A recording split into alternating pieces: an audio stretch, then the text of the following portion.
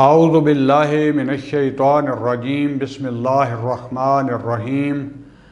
اللہم صلی علی محمد و آل محمد وعجل فرجہم۔ میرے انتہائی واجب الاحترام طلاب کرام اور مومنین اعظام، ہماری گفتگو چل رہی تھی نظریہ مہدویت اور امام مہدی علیہ السلام میں، اور پہلے جو ہم نے 21 دروس جو ہے آپ کی خدمت میں عرض کیے، ہم یہاں تک پہنچے تھے کہ یہ جو حجت خدا ہے، امام زمان علیہ السلام کا وجود جو ہے، یہ دراصل خدا بند عالم کی صفت نور السماوات والارض، اللہ نور السماوات والارض، اللہ جو ہے وہ زمین و آسمان کا نور ہے۔ یعنی اگر حجت خدا زمانے کے یہ امام موجود نہ ہوں ایک لمحے کے لیے، تو یہ زمین جو ہے لصاخت الارض باہلہا، حدیث پہلے بھی میں بیان کر چکا ہوں، اور واضح حدیث جو آتی ہے لولا الحجہ لصاخت الارض باہلہا۔ اس طریقے سے اصول کافی میں اگر باب حجت میں آپ پڑھیں تو بہت زیادہ روایات ملتی ہیں، جن میں سے ایک ہے بسم اللہ الرحمن الرحیم، لو بقیت الارض بغیر امام لصاخت، اگر امام کے بغیر زمین ہو جائے ایک لمحہ کے لیے بھی تو تباہ و برباد ہو جائے گی۔ جس طریقے سے خدا بند عالم کے وجود کی وجہ سے پوری کائنات قائم ہے، اسی طریقے سے بے اذن اللہ، بے حول و قوہ الہی، قدرت خدا کی وجہ سے، ارادہ خدا کی وجہ سے، اور یہ خدا کے ارادہ کے ائمہ جو ہیں اتم مصداق ہیں، مظہر ہیں، اس کا وجود عینی ہیں، خدا کی صفات فعلیہ کے مظاہر ہیں۔ ان کے ذریعے خدا بند عالم زمین و آسمان تک فیض پہنچاتا ہے، اور زمین و آسمان اور تمام مخلوقات کا وجود قائم ہے۔ جب اس درجے تک معرفت کے انسان پہنچ جائے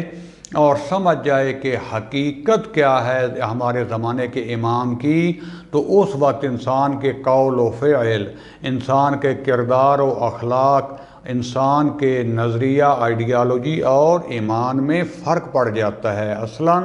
اس کی حیات اور اس کی جو ہے کیفیت و کمیت میں جو ہے تبدیلی آ جاتی ہے۔ دوستان عزیز، اس کا رنگ جو ہے وہ پھر صبغت اللہ کی طرح ہو جاتا ہے، خدائی رنگ ہو جاتا ہے، کیونکہ ہمیں صحیح حقیقت نہیں ہوتی۔ ہم ایمان کے اس درجات پر فائز جب تک نہیں ہوتے، ملکوت کو حقیقی بصیرت سے درک نہیں کر پاتے، تو اسماء خدا کی معرفت حاصل نہیں کر پاتے، تو اس وقت باوجود اس کے کہ ہم اپنے آپ کو مومن بھی کہتے ہیں، شیعہ بھی کہتے ہیں، لیکن ہمارے کردار میں لغزش آ جاتی ہے، ہم سے گناہ سر رد ہو جاتے ہیں۔ لیکن جتنا انسان اس قرب میں آتا جائے، ان کی معرفت حاصل کرتا جائے، اتنا ہی انسان کا وجود نورانی ہوتا جاتا ہے، اور عالم طبیعت سے پرواز کرتا ہوا اسی دنیا میں رہتے ہوئے عالم ملکوت کی طرف رواں دواں ہو جاتا ہے۔ اور قرب خدا کا جو ہے وہ انسان جو ہے جب مزہ چکھتا ہے، قرب خدا کی جو ہے معرفت حاصل ہوتی ہے، اس میں پرواز کر کے پہنچ جاتا ہے، تو پھر یہ دنیا کی زنجیریں، یہ شیاطین کے ہیلے، یہ جہالت کا اندھیرا، حتیٰ یہ نور کے حجابات بھی انسان کی آنکھوں، انسان کی بصیرت کے آگے سے چھٹ جاتے ہیں۔ لہذا قرآن مجید میں خدا بند عالم یہ جو فرماتا ہے، مثلاً یہ پہلے جو میں نے جو آپ کے سامنے حدیث شریف پڑھی کہ لو بقیت الارض بغیر امام لصاخت، اور اس کو اگر قرآن مجید کی اس آیہ کریمہ بسم اللہ الرحمن الرحیم لو کان فیہما آلہۃ الا اللہ لفسدتا، کہ اگر ان زمین و آسمان میں کوئی اور الہ، خدا کے علاوہ کوئی اور الہ، یا کوئی اللہ یا کوئی خدا ہوتا،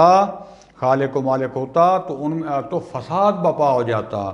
یہ روایات، یہ آیات جو ہیں، یہ صرف معنویت کو بیان کرنے کے لیے نہیں ہیں، بلکہ یہ ادلہ کلامی ہیں، ہمیں سمجھانے کے لیے ہیں کہ جس طریقے سے خدا بند عالم اگر دو ہوں تو جتنا بھی وہ عالم ہیں، لیکن ان کی خدائی میں محدودیت اور ان میں تضخم پیدا ہو جائے گا، اور یہ جہان جو ہے وہ فساد میں بپا ہو جائے گا، برباد ہو جائے گا۔ اسی طریقے سے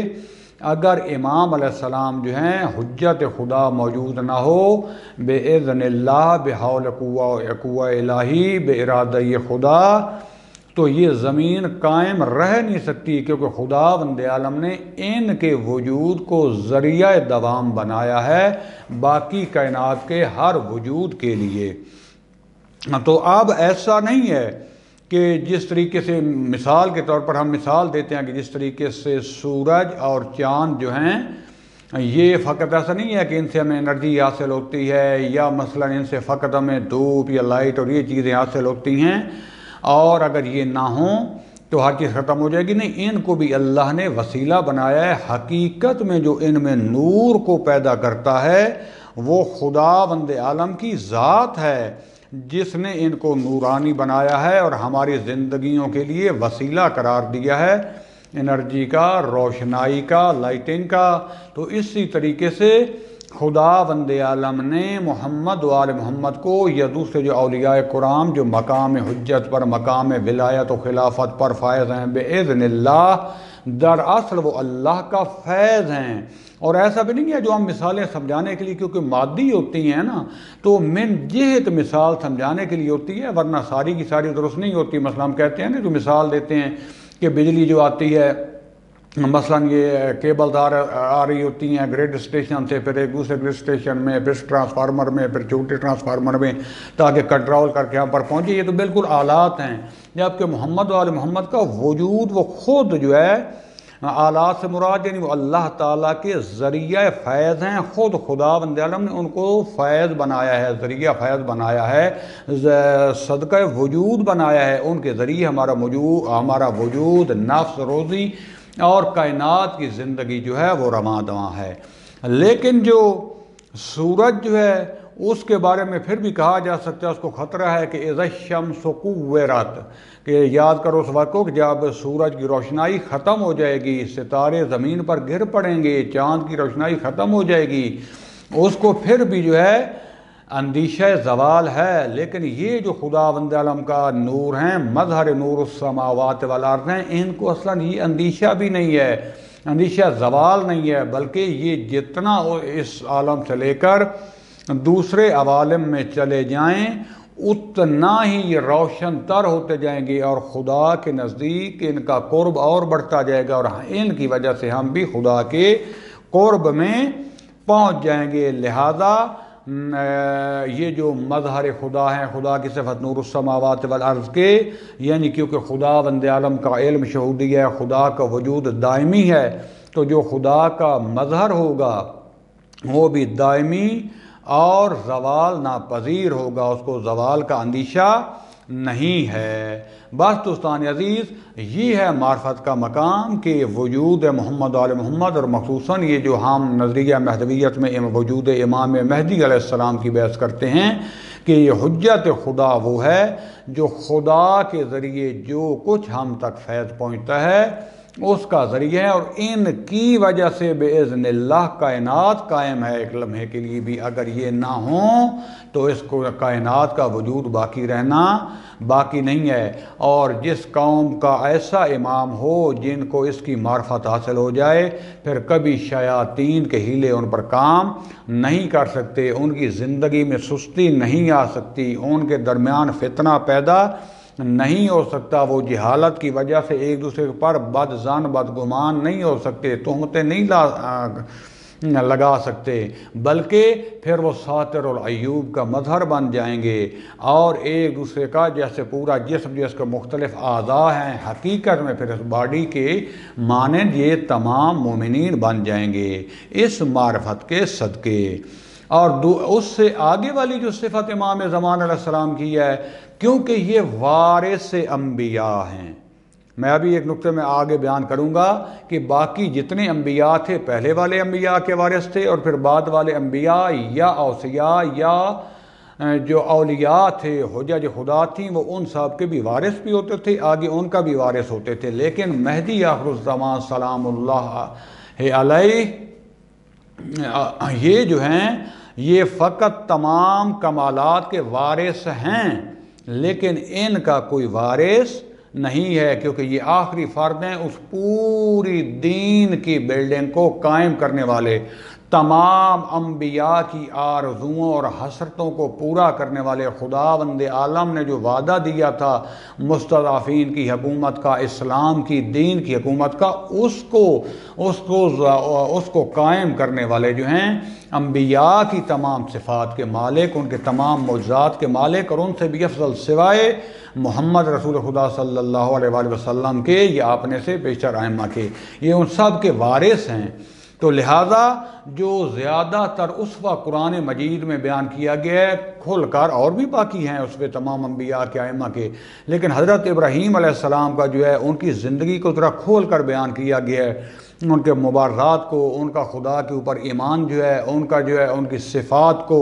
اور ان کی خلت کو، ان کی نبوت کو، ان کی رسالت اور ان کی امامت تک منزل تک پہنچنے کو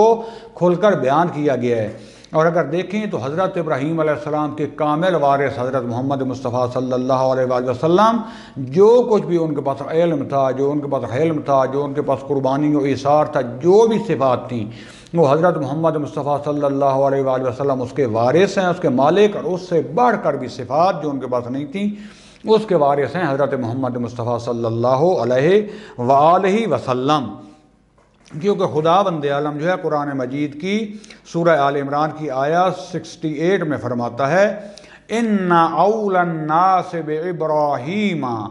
لَلَّذِينَ اتَّبَعُوهُ وَهَذَا النَّبِيُّ وَالَّذِينَ آمَنُوا، کہ اولا ترین، سزاوار ترین جو ہے لوگوں میں سے حضرت ابراہیم علیہ السلام کا وہ کون لوگ ہیں؟ جو ان کی تبعیت کرتے ہیں، ان کے نقش قدم پر چلتے ہیں۔ اور سزاوار ترین انسان کون ہے؟ ھذا النبی، یعنی حضرت محمد مصطفیٰ صلی اللہ علیہ وآلہ وسلم، والذین آمنوا، جو لوگ ایمان لے کر آئے، یعنی جو اس کے یا اس کے نزدیک ایمان کے درجے پر فائز ہیں۔ کیوں حضرت محمد مصطفیٰ صلی اللہ علیہ وسلم یا ان کے بعد آنے والے حجت خدا یا وہ مومنین آج انسان کامل جو ہیں وہ اس درجہ پر فائز ہیں، ان کے وارث ہیں؟ کیونکہ جو کچھ حضرت ابراہیم علیہ السلام نے درک کیا، دیکھا، وہ انہوں نے بھی دیکھا۔ خداوند فرماتا ہے سورہ نجم کی آیت 11 یعنی 11 نمبر آیت میں، ما کذب الفؤاد ما رأى، جو کچھ آپ کو دکھایا گیا رسول خدا صلی اللہ علیہ وسلم کو، اس کا کوئی انکار دل یا اور یہ چیزیں نہیں کر سکتی، کوئی بھی اس کا انکار نہیں کر سکتا، دل اس کو جھٹلا نہیں سکتے۔ یعنی رسول خدا صلی اللہ علیہ وسلم نے سارا کچھ آنکھوں سے دیکھا، جو حضرت ابراہیم علیہ السلام نے ملکوت دیکھا تھا اس سے بڑھ کر دیکھا، اور جس چیز سے حضرت ابراہیم علیہ السلام کا نور روشن تر ہو گیا، اسی طرح حضرت رسول خدا صلی اللہ علیہ وآلہ وسلم کے بارے میں خداوند عالم فرماتا ہے سورہ نجم کی آیت 17 میں، ما زاغ البصر وما طغى، یعنی جو کچھ بصارت حضرت ابراہیم علیہ السلام کو جو کچھ بصیرت دکھائی تھی ان کو بھی دکھائی گئی، اور جس کسی کو بھی یعنی خدا کو حضرت ابراہیم علیہ السلام نے سرپرست بنایا، محمد مصطفیٰ صلی اللہ علیہ وسلم نے بھی ان کو سرپرست اور اپنا دوست بنایا۔ خداوند عالم فرماتا ہے سورہ اعراف کی آیت نمبر 196 میں، بسم اللہ الرحمن الرحیم، اِنَّا وَلِيَّ اللَّهُ الَّذِي نَزَّلَ الْكِتَابَ وَهُوَ يَتَوَلَّى الصَّالِحِينَ، اللہ کا ولی ہو گیا کون؟ اللہ کے جس نے کتاب نازل کی، اور وہی صالحین کا ولی ہے، ان کے اوپر جو ہے تولا کرتا ہے۔ اور حضرت ابراہیم علیہ السلام نے جس چیز سے بیزاری کی، جس چیز سے تبرہ کیا، اس چیز سے خود رسول خدا صلی اللہ علیہ وآلہ وسلم بھی بری ہیں۔ خداوند نے فرماتا ہے قرآن مجید کی سورہ توبہ کی آیت 3 میں، ان اللہ بریء من المشرکین ورسولہ، خود حضرت ابراہیم علیہ السلام نے بھی مشرکین سے برات کی، حتیٰ اپنے چچا سے بھی، اور رسول خدا صلی اللہ علیہ وسلم نے بھی مشرکین سے برات اختیار کی۔ اور یہ سارے کام کرتے ہوئے رسول خدا صلی اللہ علیہ وسلم حضرت ابراہیم علیہ السلام کے مقام سے بھی آگے کی منازل پر گئے، معراج میں اتنا آگے گئے، قرب خدا میں اتنا گئے کہ خداوند عالم جس کے بارے میں سورہ نجم کی آیات 8 اور 9 میں فرماتا ہے، ثم دنا فتدلی فَكَانَ قَابَ قَوْسَيْنِ أَوْ أَدْنَىٰ، اتنا قریب ہوئے کہ جتنا تیر کمان ہوتی ہے. یہ ہمیں سمجھانے کے لیے، وہاں قرب مکانی تو نہیں ہے نا، وہاں تو قرب وجودی ہے، قرب مقامی اور وجودی ہے، سمجھانے کے لیے کہ جتنا جو ہے تیر کمان ہوتی ہے یا اس سے بھی اور نزدیک تر خداوند عالم نے. اس کو کہتے ہیں شدت ولایت، اس کو کہتے ہیں ولایت تکوینی، ولایت خدا. اور پیغمبر گرامی جس مرتبے تک گئے، کوئی بھی نبی ولی اس مقام تک نہ پہنچ سکا. لہذا جو قربانی حضرت محمد مصطفیٰ صلی اللہ علیہ وسلم نے اپنی ذات سے لے کر اپنی اولاد تک دی، حضرت اسماعیل علیہ السلام بھی نہ دے سکے، کوشش کی دینے گئے، لیکن اس مقام تک قرب وجودی ہر انسان کا ایک ظرف ہوتا ہے. جو محمد مصطفیٰ صلی اللہ علیہ وسلم کو قرب وجودی اور ظرف تھا نورانی. بہرحال حضرت ابراہیم علیہ السلام اس منزل پر نہیں تھے، مقام ولایت پر تھے، لیکن مقام ولایت کے بھی کیا ہیں، درجات ہیں. تو اس طریقے سے حضرت محمد صلی اللہ علیہ وسلم نے نہ فقط اپنی ذات کی قربانی دی، اپنی پوری اولاد کو، کہ جس کے بارے میں مخصوصاً جو بارز ترین مصداق تھا امام علی علیہ السلام، جناب سیدہ فاطمہ زہرا سلام اللہ علیہا سے، اور ان سے جو خداوند عالم نے ان کو پاک اور طاہر اولاد دی. امام حسن علیہ السلام اور امام حسین علیہ السلام جو عروج پر پہنچے، شہادت اور قربانی کی صفت جس میں بارز ترین یعنی ظاہر ہوئی، ورنہ باقی ہر امام میں بھی موجود تھی. اس وقت کے مطابق انہوں نے وہی وظیفہ ادا کیا. یعنی اگر امام حسین کی جگہ، امام حسین علیہ السلام کی جگہ امام علی علیہ السلام یا امام حسن علیہ السلام ہوتے یا کوئی بھی دوسرے امام ہوتا، یہی کام کرتا. لیکن ان کو وہ وقت ملا کہ عروج تک پہنچایا، اور یہ قربانی اس وقت تک گئی جو حضرت ابراہیم علیہ السلام جس مقام تک جو ہے وہ نہ دے سکے. اس لیے فرما دیا تھا رسول خدا صلی اللہ علیہ وسلم نے، حسین منی وَأَنَا مِنَ الحسین، رسول خدا صلی اللہ علیہ وسلم کے وجود سے ہیں، ان کے نور سے ہیں. اولنا محمد، اوسطنا محمد، آخرنا محمد، وکلنا محمد. یہ ویسے تو یہ ساری محمد ہیں، لیکن جو ہے خصوصاً حسین کے بارے میں فرمایا حسین منی وَأَنَا مِنَ الحسین. جس طریقے سے یہ دین کو لے کر آئے تھے، دین جب نابود ہو رہا تھا، کفر کے حجابوں میں جا رہا تھا، غائب ہو رہا تھا، امام حسین صاحب نے دوبارہ اس کو اسی طریقے سے اپنی پوری اپنی اور اپنی اولاد اور اہل و عیال کی قربانی دے کر تا قیامت اس کو دوبارہ کیا کر دیا، زندہ کر دیا. لہذا یہ یاد رکھیے گا دوستان عزیز، یہ جو ہم عزاداری مناتے ہیں، یہ جو مجلس حسین، یہ جو ذکر حسین ہے، یہ ذکر مصطفیٰ ہے، اور ذکر مصطفیٰ جو ہے ذکر خدا ہے. کائنات میں آج تک جو ظلم پیروان اہل بیت پر ہوا، محمد وال محمد کے ماننے والوں پر ہوا، اس کی تاریخ نہیں ملتی، اور ابھی تک جاری ہے. حکومتوں کی طرف سے، جو نام کے مسلمان ہیں، کفار کی طرف سے، مشرکین کی طرف سے. آج بھی سب سے زیادہ جس کو خطرہ ہے، جو مشرکین کی بیعت نہیں کرتا، وہ مذہب اہل بیت ہے، جن سے وہ ڈرے ہوئے ہیں اور ہر سازش کر رہے ہیں. اور اسلام کے اندر بھی بنو امیہ کے بعد ایسے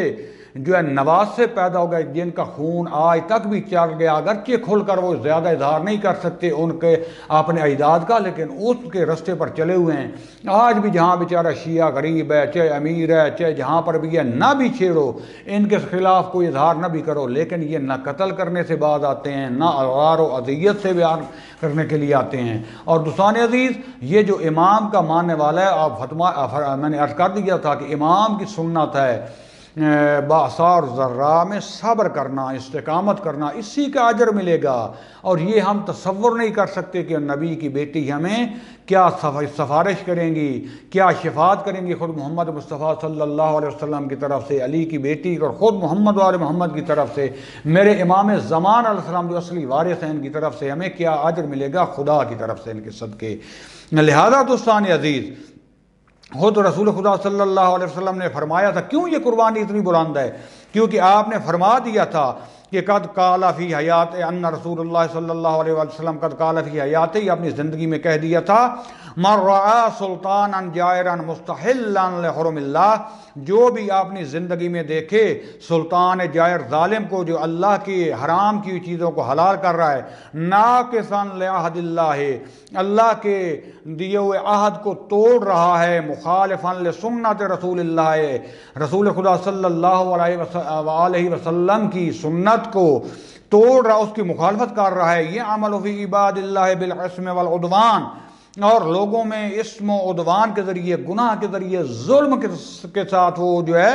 عمل کر رہا ہے۔ فَلَمْ يُغَيِّرْ عَلَيْهِ بِقَوْلٍ وَلَا فِعْلٍ، اور اگر وہ جو کوئی بندہ یہ سارا کچھ آنکھوں سے دیکھ کر بھی اس کو اپنی زبان یا اپنے فعل کے ذریعے اس کو تبدیل کرنے کی کوشش نہیں کرتا، اس کے خلاف قیام نہیں کرتا، امر بالمعروف اور نہی عن المنکر نہیں کرتا، کان حقا علی اللہ ان یدخلہ مدخلا، خدا بند عالم پر واجب ہے، خدا کے لیے سزاوار ہے کہ اس کا مدخل جو ہے، اس کا ٹھکانہ جہنم کو قرار دے۔ اس لیے تنہا اس زمانے میں امام حسین علیہ السلام اور ان کے ساتھی اور آج جو ان کے چاہنے ان کے پیرو ہیں جو یہ کام کرتے ہیں، وہی تھے کہ جنہوں نے خدا کے رسول حضرت محمد مصطفیٰ صلی اللہ علیہ وسلم کی بتائی ہوئی اس حدیث پر عمل کیا، اور جو کچھ بھی دین میں تحریف ہو رہی تھی اس کے خلاف قیام کیا، اور ظالم و جائر جو ہے حکمران کے خلاف، امت کے خلاف قیام کیا، اپنا سارا کچھ خدا کی جو ہے رضا کے لیے قربان کر دیا۔ اور آخر میں دوستو شیعہ توجہ رکھنا، پوری قربانی دے کر اتنا زخموں سے چور چور، جس کا روح بھی زخموں سے چور، جس کی باڈی بدن بھی زخموں سے چور، نیم بے ہوشی کی حالت میں، کہ جب وہ خبیث آیا تو بڑی مشکل سے آنکھیں کھولی ہیں، کہا جانتے ہو میں کون ہوں؟ اس نے کہا میں جانتا ہوں۔ کہا مجھے اپنا چہرہ غور سے دکھاؤ، دکھایا تو کتے کی طرح اس کی شکل ملتی تھی۔ کہا واقعا تو میرا قاتل ہے، کیونکہ میرے جد نے گواہی دی تھی، پیشگوئی کی تھی کہ جو تمہیں قتل کرے شہید کرے گا اس کا قیافہ کتے سے ملتا ہوگا۔ خیر اس خنزیر نے جو بھی کیا، لیکن شہادت کس حالت میں دی؟ سجدے کی حالت میں۔ او شیعو، خدا کے لیے خوف کرو کہ اور پڑھے نہ پڑھے کبھی نماز نہ چھوڑا کرو۔ حسین کی سنت، امام زمان السلام کی سنت، رسول خدا کی سنت کو اور کون زندہ کرے گا؟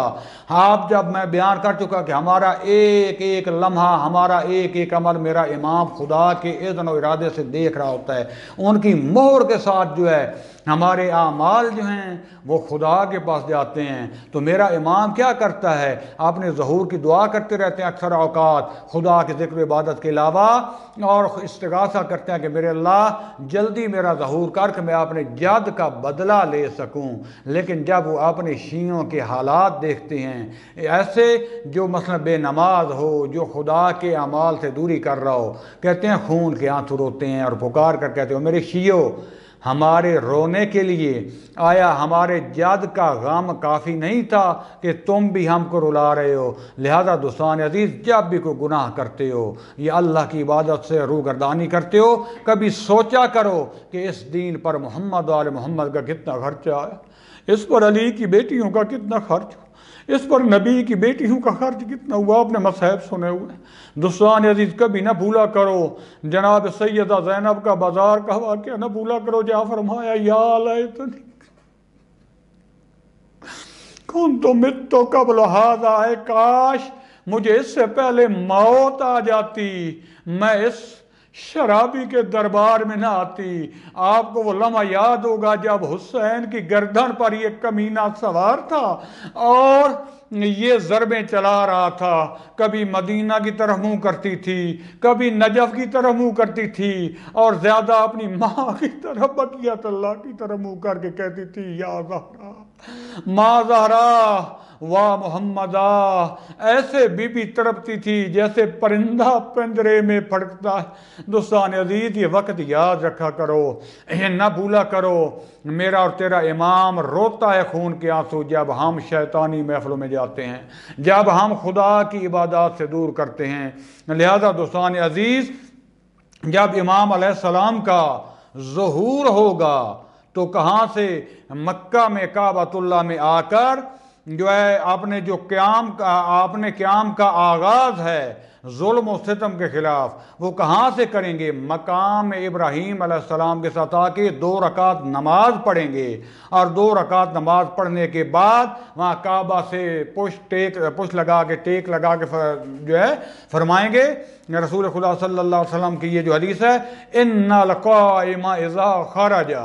داخل المسجد الحرام فیستقبل الکعبہ، جب قائم جو ہے اس کا قیام ہوگا، خروج ہوگا، تو مسجد حرام میں داخل ہوں گے، کعبہ کی طرف جو ہے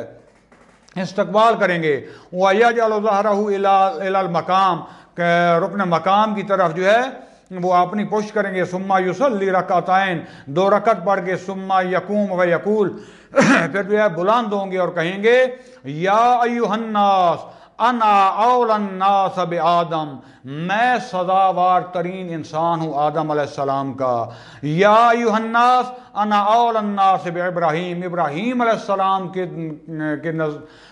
کے نزدیک ترین اور سزاوار ترین انسانوں میں سے میں ہوں، یا ایھا الناس انا اولی الناس باسماعیل، یا ایھا الناس انا اولی الناس محمد مصطفیٰ صلی اللہ علیہ وسلم، محمد مصطفیٰ حضرت اسماعیل علیہ السلام ان کے نزدیک ترین، قریب ترین اور ان کا وارث انسانوں میں سے میں ہوں، ثم یرفع یدیہ الی السماء فیدعو فیتضرع حتی یقع علی وجہہ، پھر آپ نے دونوں ہاتھ جو ہیں آسمان کی طرف بلند کریں گے اور دعا کریں گے اور گریہ وزاری کریں گے کہ ان کے آنسو ان کے چہرہ مبارک پر روا ہوں گے، اور کہتے ہیں وَهُوَ قَوْلُ عَزَّ وَجَلَّ، یہ قرآن مجید کی جو آیت ہے اس کا یہ مصداق ہے، أَمَّن يُجِيبُ الْمُضْطَرَّ إِذَا دَعَاهُ وَيَكْشِفُ السُّوءَ